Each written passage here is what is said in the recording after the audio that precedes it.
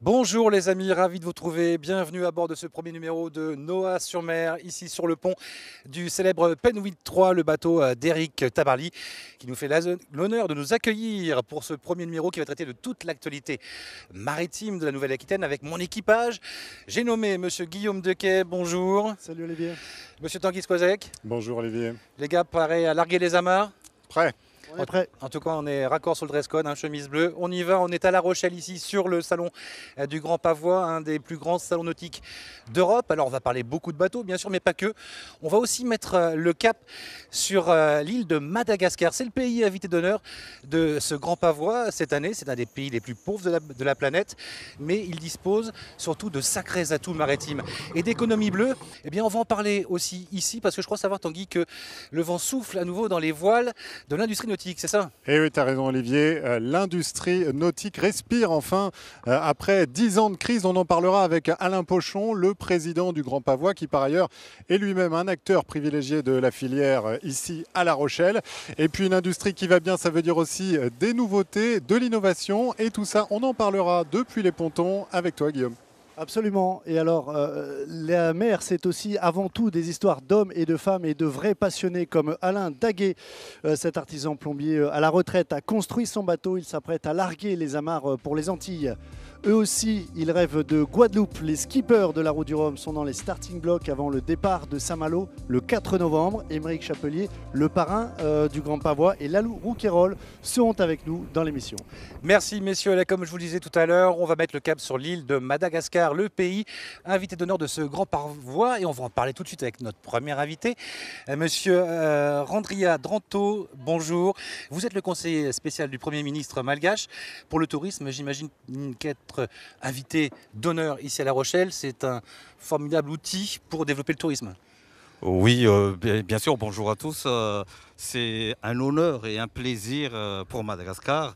D'ailleurs, je profite pour remercier le président, organisateur du Salon du Grand Pavois, d'avoir choisi Madagascar comme invité d'honneur, parce que c'est une opportunité, je dirais, hors norme pour Madagascar, pour se faire connaître et surtout pour se faire connaître en tant que destination aussi nautique. Alors justement, nous sommes allés sur place, sur l'île de Madagascar, pour voir les atouts maritimes.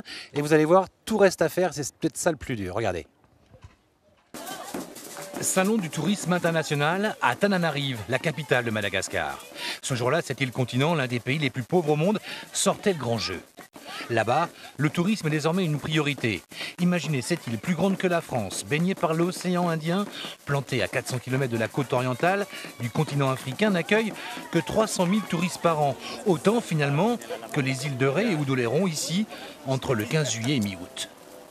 On a 5000 km de côte. La France, c'est petit par rapport à Madagascar. Et c'est naturel. Et nous, on voudrait... l'économie bleue, c'est une ambition naturelle du pays. On a des possibilités de plongée magnifiques. C'est une île bénie des dieux, avec 80% de taux d'endémicité. Les ressources naturelles ne manquent pas, surtout au niveau maritime. Madagascar compte 2 600 000 hectares de parcs marins. Ces parcs marins possèdent des labels internationaux. Ils sont classés en tant que soit réserve de biosphère, soit site Ramsar, grâce à leur taux d'endémicité très élevé, regorgé dans ces sites. Et on a intérêt vraiment de mettre en avant tous ces parcs marins. 5000 km de côte, des dizaines de petites îles dans l'archipel de Nosy Be, dans le nord-est du pays, bordé par le canal du Mozambique. Des endroits encore sauvages, avec un patrimoine naturel incroyable. C'est ce que le Grand Pavois veut faire découvrir cette année. Le pays invité d'honneur, c'est faire découvrir une destination, mais c'est aussi mettre en avant les capacités et le potentiel d'une destination, à savoir attirer également des professionnels français, potentiellement, à venir rencontrer des interlocuteurs malgaches, voir l'Office du tourisme ou voir des interlocuteurs de l'État pour essayer de voir ce qu'il est possible de faire. Ça fait partie du concept même de base du pays invité d'honneur. Et là, bon, force est de constater qu'il y a vraiment du potentiel à développer. Tout est à faire ici, surtout au niveau maritime. Imaginez, voilà à quoi ressemble la seule marina de l'île du côté de Port-Cratère. Mais c'est aussi et surtout ce qui fait tout le charme de Madagascar. Alors on vient de le voir, vous accueillez 300 000 touristes par an sur un pays, une île continent qui est plus grande que la France. C'est très peu.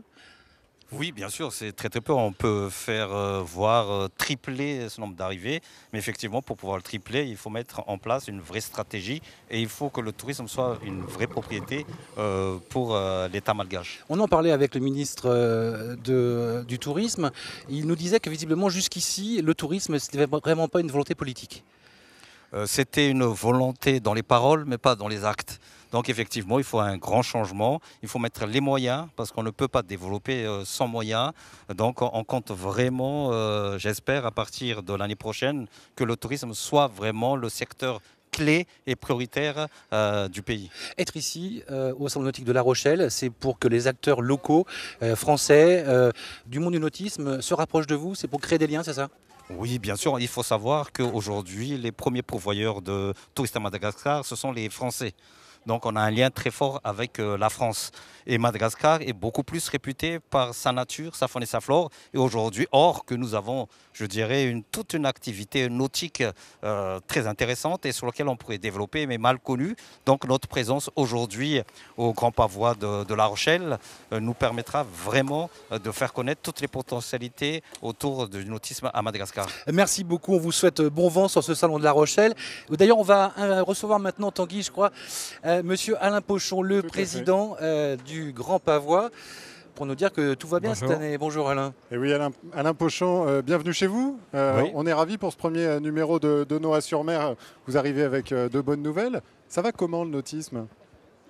Pas trop mal, on va dire, puisque après 10 ans de crise, on revient à des chiffres qui sont, on va dire, corrects, puisque de 4,9 millions il y a 10 ans, de 4,9 milliards, on est à 4,8 milliards maintenant cette année. En termes d'emploi, donc la filière en 2008 était à 41 500 personnes, et là on est à 40 500. Donc ça va plutôt bien, oui. Ça explose. Et alors en particulier, ce qui se vend bien, c'est tout ce qui concerne la plaisance. Et là, évidemment, vous êtes avec le Grand Pavois au cœur de ce dont on parle. Alors le Grand Pavois, oui, parce que le Grand Pavois, donc vous avez 750 bateaux qui sont exposés sur le Grand Pavois. Sur 80 000 visiteurs. 80 000 visiteurs. 20 km de ponton. Allez, je fais l'article. 3 km de ponton. 3 km de ponton. Ce qui est important, c'est qu'on en vend des bateaux. Il s'en vend des bateaux ici. Oui, il se vend des bateaux, mais ce qui est intéressant, si vous voulez, c'est que nous sommes dans le vrai cœur de marché, puisque sur nos bateaux, vous avez 56% des bateaux qui vont de 6,50 m à 9 mètres, et nous sommes dans la véritable plaisance, dans les gens qui naviguent. Et alors quand on dit que ça va très bien pour la grosse industrie, Beneteau et autres, et puis aussi des plus petits chantiers, il y a aussi, est-ce que sur le salon, ça change les choses, que ça aille bien au niveau de cette économie ? Bien oui, parce que les exposants sont là. Si nous prenons la partie à flot, nous avons les 300 bateaux qui sont à flot, et je dois dire qu'on a passé quelques années difficiles. À terre, on avait toujours à peu près le nombre de bateaux, mais à flot, c'était beaucoup plus compliqué. Et l'ensemble de la profession se porte mieux quand les bateaux se vendent. Il y a quelque chose en revanche que vous nous disiez tout à l'heure, effectivement. Au niveau de l'emploi, c'est très bien, ça a augmenté, mais alors du coup, aujourd'hui, c'est par là que le bas blesse. L'ensemble des chantiers nautiques et de l'industrie nautique a du mal à recruter. Oui, comme je dirais dans beaucoup de secteurs. Donc l'année dernière, de façon embryonnaire, nous avions mis des panneaux, ce qu'on appelait le mur de l'emploi. Et cette année, nous avons travaillé donc, avec la communauté d'agglomération de La Rochelle et Pôle emploi. Et il y a un stand qui est réservé pour l'emploi sur le Grand Pavois, que ce soit pour la Charente-Maritime et sur le plan national. Allez messieurs, je vous coupe, c'est l'heure, le temps tourne. Il n'y a pas que la mer dans la vie. On va aller faire un tour sur la Garonne, sur une plate. Vous savez, ces chalands ostréicoles, c'est pas pour ramasser des huîtres, non. C'est juste pour se balader au fil de l'eau, pour visiter Bordeaux. Regardez. Bienvenue à bord. Depuis un mois, une embarcation singulière navigue à Bordeaux sur la Garonne. Un chaland longtemps bateau de travail d'un ostréiculteur gujanais, aujourd'hui réaménagé par un jeune originaire du Cap-Ferré. On a fixé une terrasse en bois sur le pont. Après, on a fait tous les meubles, on s'est fait tous les meubles en bois nous-mêmes et les barrières. Et on a mis aussi ce qu'on voit pas mais qui est hyper pratique, c'est une petite quille sous le bateau. Parce que sinon, sur la Garonne, avec le courant, le chaland a tendance vraiment à partir d'un côté de l'autre sans trop pouvoir le gérer. Et ça aide pas mal pour la navigation. Le concept se veut simple, proposer des balades dans l'esprit du bassin d'Arcachon. La plupart du temps, les gens viennent plutôt boire un coup et manger un bout sur le bateau plutôt que découvrir Bordeaux vraiment depuis l'eau. Cap alors vers Bègle et son port pour une première étape gourmande. Ces promenades sur le fleuve demandent au capitaine, pourtant aguerri à l'exercice sur le bassin, un savoir-faire différent. J'ai passé un nouveau permis. À table, si vous avez passé le côtier, tout ce que vous avez appris, il faut le mélanger et le remettre dans l'autre sens. Les bouées sont inversées, tout est inversé, il y a des nouveaux panneaux qu'on ne connaît pas pour les passages de pont, pour les écluses et tout ça. De quoi découvrir après une petite heure de navigation des coins sauvages au large de l'île de la Lande, la Garonne comme un paisible plan d'eau. On voit pas le fond, ça fait un peu peur quand même, mais c'est pas mal. Là c'est hyper nature, il n'y a rien autour, c'est génial. C'est génial. Aux couleurs de l'été indien, ces sorties se poursuivront tant que la météo le permet. On est de retour au Grand Pavois et comme promis, on va aller voir ce qui se passe du côté des pontons. Guillaume Dequet, est-ce que tu nous entends? Quoi de neuf et d'intéressant? Alors Tanguy, sur l'eau, exactement, on a la chance d'être ici dans un Zodiac. J'ai la chance d'être avec Igor Cotin qui a fait un tour du monde avec 3 copains pendant 2 ans, mais avec un pari un peu fou, mission 0 déchet. Alors mission accomplie ou pas? Alors presque, parce qu'on a réduit de 60 à 80% nos déchets par rapport à un voilier classique, donc on est déjà très content de ça, mais il y a encore des choses à améliorer. Alors vous n'êtes pas de doux rêveur, hein, tu es diplômé en école de commerce, quel était l'objectif? Alors l'objectif c'était de réfléchir à notre mode de consommation et du coup optimiser le bateau pour faire le moins de déchets possible. Vous êtes revenu il y a 3 semaines seulement. Quand on a fait un périple pareil, l'étape suivante c'est quoi? Là on va faire des conférences, des événements pour parler de ce qu'on a vu et pour parler de ce qu'on a fait et on va essayer de continuer l'association et trouver de nouveaux projets qui vont partir avec un esprit un peu comme le nôtre. Voilà Tanguy, Olivier, Igor, l'exemple d'un jeune qui change le monde à sa manière en douceur. C'est parfait, merci Guillaume pour cette info. Allez, on va remettre le cap sur l'île de Madagascar, le pays invité d'honneur de ce Grand Pavois avec Éric Garenne. Bonjour, vous faites partie de l'organisation.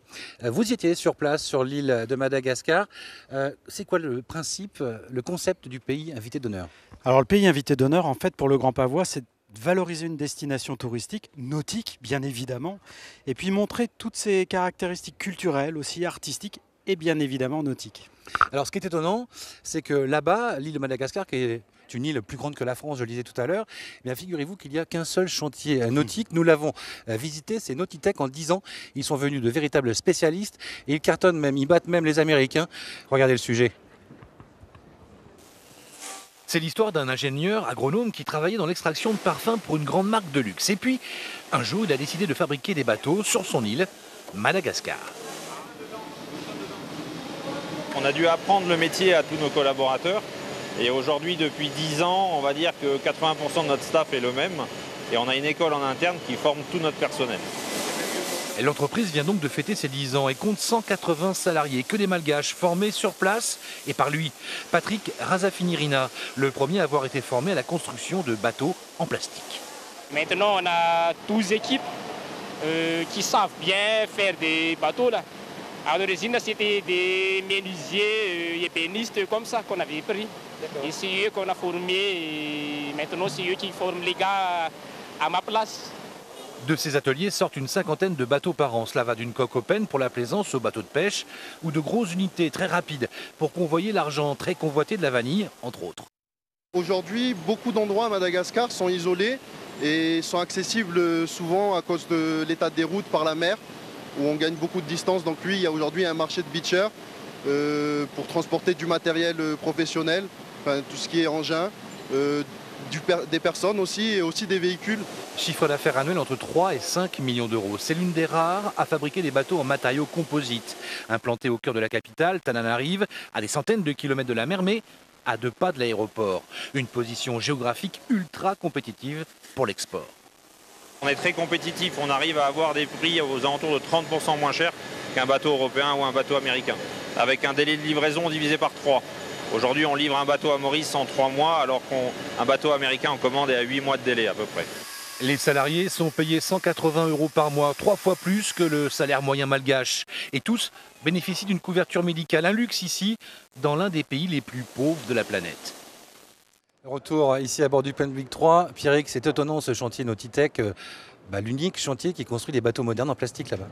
Oui, c'est étonnant, d'autant qu'il y a un savoir-faire qui est incroyable, avec aussi bien des boutres arabes que des barques de pêcheurs traditionnels.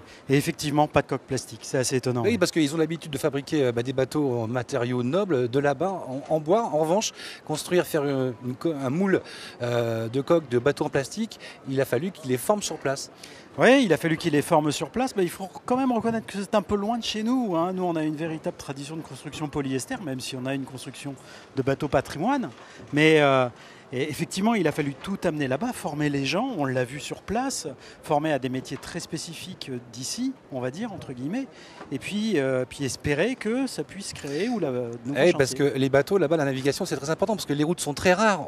C'est une île qui est immense, et donc ils se déplacent beaucoup en bateau. Oui, effectivement. Ce qui est incroyable, c'est qu'il y a du transport à la fois de personnes par la mer, des transports de marchandises, des transports de bétail. On a vu du bétail sur des petites pirogues traditionnelles. Avec deux gamins de 16 ans qui allaient naviguer de nuit, c'était incroyable comme image. C'était complètement incroyable comme image. Donc on fait un véritable saut dans l'histoire, voire presque dans notre préhistoire, on va dire, par rapport à nous, alors qu'ils ont un savoir-faire qui est phénoménal. Alors justement, là, qu'est-ce qu'ils peuvent trouver ici au niveau du Grand Pavois ? Des échanges avec les acteurs économiques et professionnels ? Voilà, effectivement, le but, l'origine en fait du pays invité d'honneur, c'était ça. C'était en fait d'inviter un pays pour qu'il puisse rentrer en contact avec des professionnels français et qu'il y ait un échange de savoir-faire, ou en tout cas la possibilité en plus de générer du business entre les deux pays.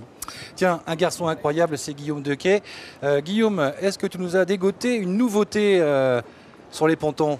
Alors incroyable, c'est beaucoup dire, merci Olivier du compliment. À l'heure où l'on parle beaucoup d'écologie, il était inévitable de voir apparaître des bateaux électriques. Eh bien en voici un que vous apercevez derrière moi, un pneumatique qui a l'air apparemment normal comme ça, mais il est à propulsion électrique.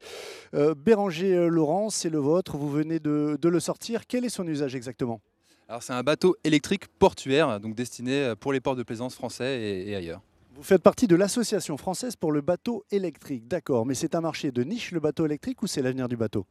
Alors évidemment c'est l'avenir du bateau à une grande échéance, mais aujourd'hui il y a quelques niches qui sont potentielles pour l'électrique, dont les bateaux portuaires, mais aussi les bateaux de transport de passagers. Alors pourquoi est-ce que c'est un bateau à vocation portuaire ? Est-ce à dire qu'il ne peut pas faire de hauturier par manque de fiabilité ? Alors ce bateau-là, il peut faire exactement comme un bateau portuaire actuel, mais il a l'avantage de ne pas émettre de gaz à effet de serre ni de gaz toxiques comme les bateaux actuels. Alors Olivier, si ça vous intéresse, sachez qu'un secteur entier ici au Grand Pavois est dédié aux bateaux électriques. Un vent nouveau souffle sur la propulsion des bateaux. Merci Guillaume. Tiens, on va rejoindre Tanguy Squazec, le plus breton de la bande. Évidemment. Je crois qu'il est l'heure, Tanguy, de nous présenter quelqu'un. Oui, chaque mois, désormais sur Noah, Noah sur mer évidemment, on vous proposera un portrait de marin qui sort de l'ordinaire. Et on commence avec un certain monsieur Daguet, un retraité pas comme les autres. Il voulait passer sa retraite au soleil. Il n'a rien trouvé de plus simple que de construire un bateau lui-même pour aller jusqu'aux Antilles. Monsieur Daguet est un homme heureux. Il vient de larguer les amarres, cap sur la retraite, de l'autre côté de l'Atlantique. La retraite va commencer, départ pour l'Espagne et le Portugal d'ici 3 semaines et traversée de l'Atlantique en décembre. Il est maintenant loin, le temps de la construction. Il lui a fallu 2 ans. 2 ans de travaux pour construire seul son propre bateau, un Budeli 38. Le début de la construction, c'était exaltant. Il y a eu des passages à vide, ça devenait un peu dur. Heureusement, j'ai eu la chance d'avoir le chantier naval de la Pérotine et toute cette équipe sympa qui m'a bien remotivé quand j'en avais marre. Mais c'est une aventure, c'est extraordinaire, mais c'est lourd à gérer. Alors, ce petit matin de septembre, pour la mise à l'eau de son bateau, Monsieur Daguet ne faisait pas trop le malin. Là, c'est le grand jour. Le grand jour du grand jour.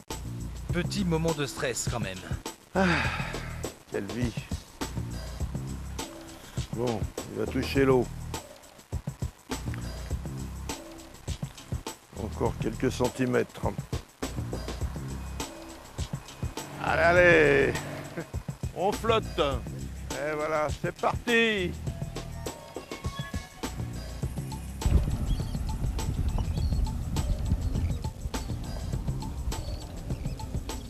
Premiers essais. Ça met un peu les poils qui se dressent. Et voilà, on y est presque. Sur la fin, j'en avais quand même pas mal marre de travailler. Je commence à en avoir ras-le-bol, comme on dit. Donc maintenant, c'est la récompense. Et voilà. C'est le résultat que vous attendiez? Ah oui, exactement. Il faut que ce bateau-là, qui a 7 nœuds de vent, il avance à la vitesse du vent. Et ça part. Il est très léger, mais très solide. Donc beaucoup plus sécurisant que tous les bateaux du commerce. Malgré qu'il aille très vite, il est très facile à faire fonctionner.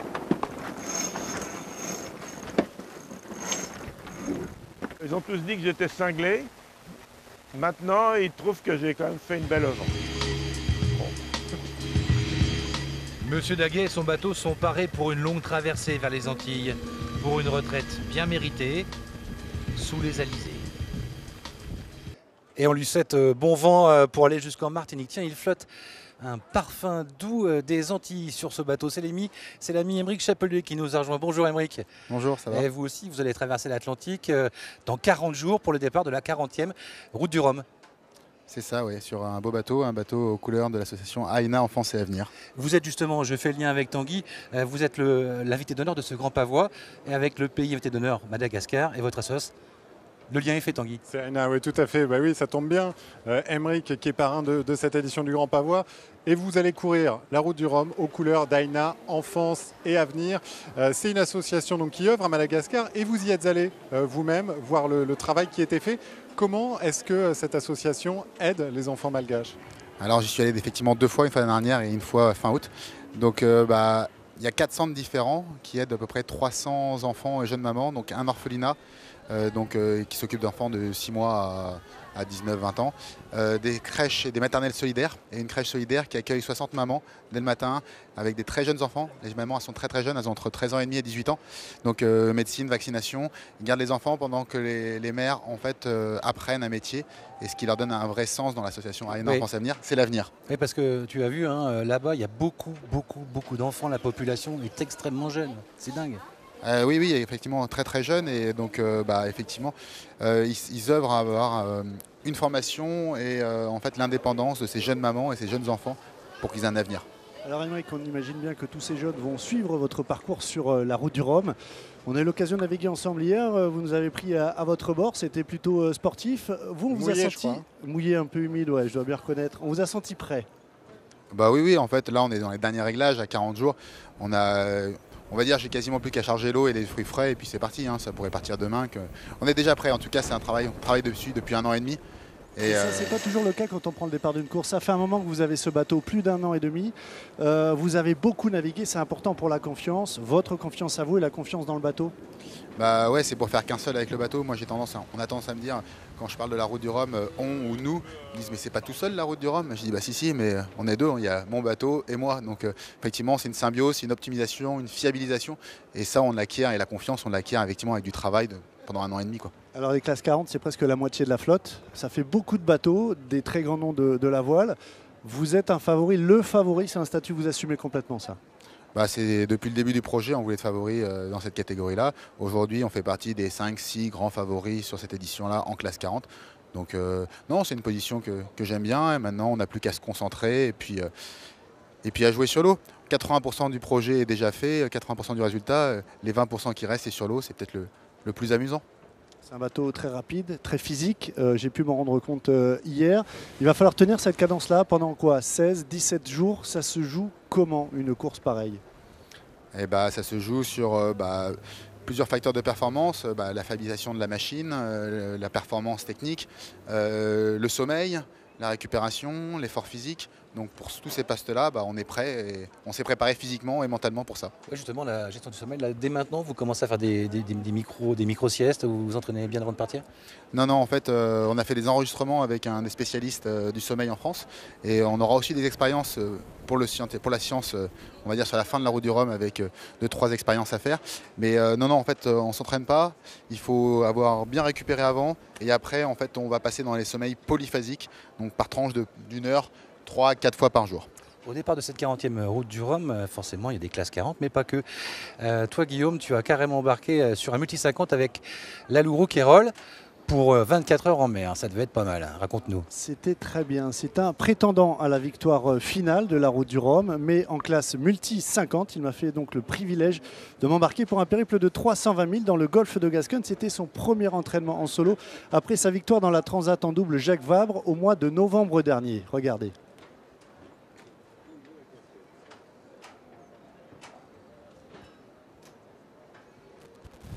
Là, on est sur une saison donc, de route du Rhum, c'est vraiment le point d'orgue donc, cette année. Et là, on commence les entraînements du solitaire. Donc, ça sera mon premier entraînement aujourd'hui. Et donc, voilà, on va passer une petite nuit en mer.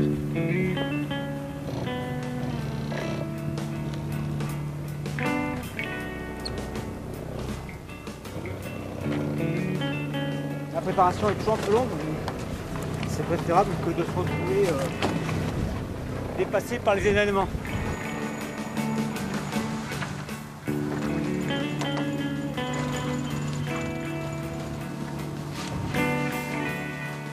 On est en train de sortir gentiment, mais sûrement de l'esprit, un peu la Gironde.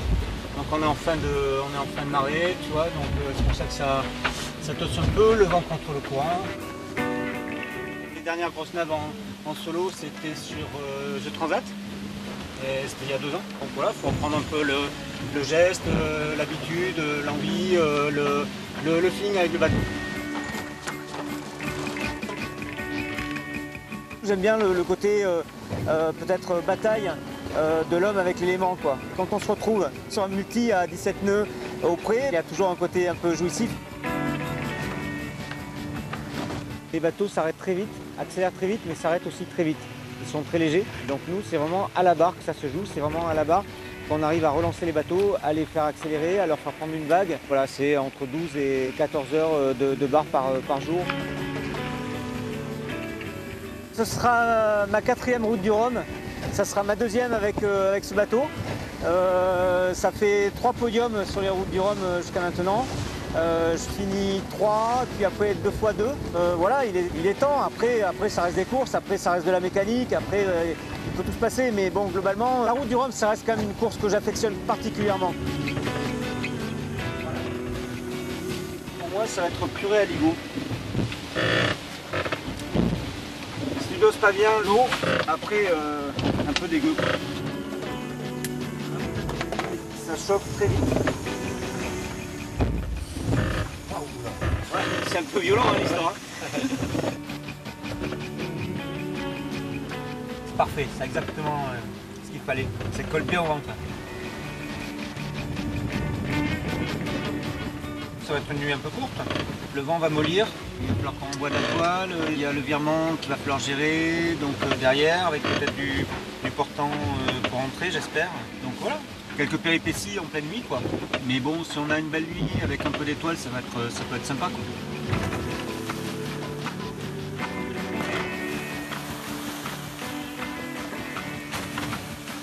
J'ai dû dormir 5 fois une demi-heure, plus 1 heure, donc c'est parfait. On a eu du vent, on a eu un peu de pétole, on a eu du portant, on a eu du pré, on a eu vraiment ce qu'il fallait. On a eu vraiment des conditions idéales, quoi. C'est top, hein.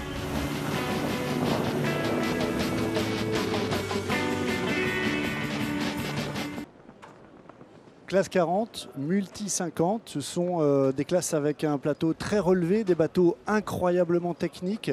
Est-ce que malgré tout, vous ne souffrez pas d'un manque de médiatisation par rapport aux plus gros bateaux qui franchiront les premiers la ligne d'arrivée en Guadeloupe?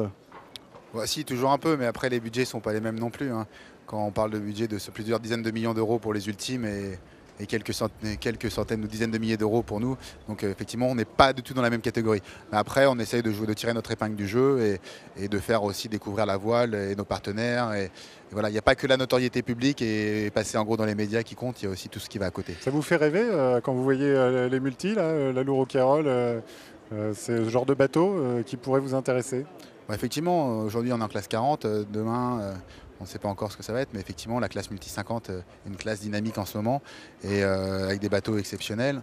Il y a aussi les IMOCA avec le Vendée Globe, donc il y a plein de projets, il y a plein de bateaux différents. Après c'est une question de budget, de coût et il faut trouver un peu le juste milieu et ce que veut le partenaire aussi. Donc c'est un peu c'est ce qu'on recherche un peu tous les jours, et discuter avec les partenaires et trouver ce qu'ils veulent. Aymeric, vous qui naviguez sur des bateaux modernes, avoir les pieds sur Pelvic 3, ce bateau qui est accueilli, qui a formé de nombreux marins, Carson, etc. Quand on est pro comme vous, ça vous fait quand même quelque chose? Bah oui, on regarde toujours ces récits des premiers aventuriers de la mer comme Eric ou même comme Mike Birch ou Malinowski sur la route du Rhum. C'est vrai que ça reste des bateaux mythiques et ça fait toujours quelque chose de les voir toujours à flot et toujours en navigation. Donc ouais, c'est un travail fantastique que fait aussi l'association Tabarly. Est-ce que vous suivez, tiens, comme ça, une petite question, le Golden Globe Race? Vous savez, c'est cette bande qui sont partis à 20 sur la longue route de Motessier. Vous les suivez, ça vous intéresse? Il y a VDH qui est en tête. Ce genre de course aussi? Ouais, on suit toujours parce que là, pour le coup, c'est vraiment une course de fou un peu. Parce qu'il faut pas avoir peur. Il y en a un qui était en difficulté hier, je ne sais pas où est-ce qu'il en est. Mais ouais, c'est quand même des courses sacrément dangereuses. Non, moi ça me donne pas envie, mais en tout cas, je tire mon chapeau à ces marins d'exceptionnels. Merci Aymeric. On se retrouve à la fin du mois d'octobre pour le départ de la 40e route du Rhum. Moi, j'ai envie de vous faire vivre une drôle d'expérience. S'immerger avec des requins, pas en vrai, bien sûr, mais en 3D. Ça se passe à la Cité de l'Océan à Biarritz. Regardez les images. Ça, c'est la bonne idée de sortie de Noa-sur-Mer. Et puis, je vais laisser la parole à Guillaume, tiens, le spécialiste de l'anémone. Le spécialiste de l'anémone, n'exagérons rien, mais il n'y a pas que des requins dans l'eau. Et le vrai spécialiste des anémones de mer, ces animaux qu'on confond parfois avec des algues, c'est Jean-Pierre Ségone. Il le filme depuis des années dans le bassin d'Arcachon en plongée et son travail vient d'être récompensé par la Fédération française des sports sous-marins. Alors vous le voyez, les anémones de mer sont particulièrement télégéniques. Il y a autant de magie à les voir sous l'eau. Il y a autant de magie à les voir sous l'eau que des requins ou encore des dauphins.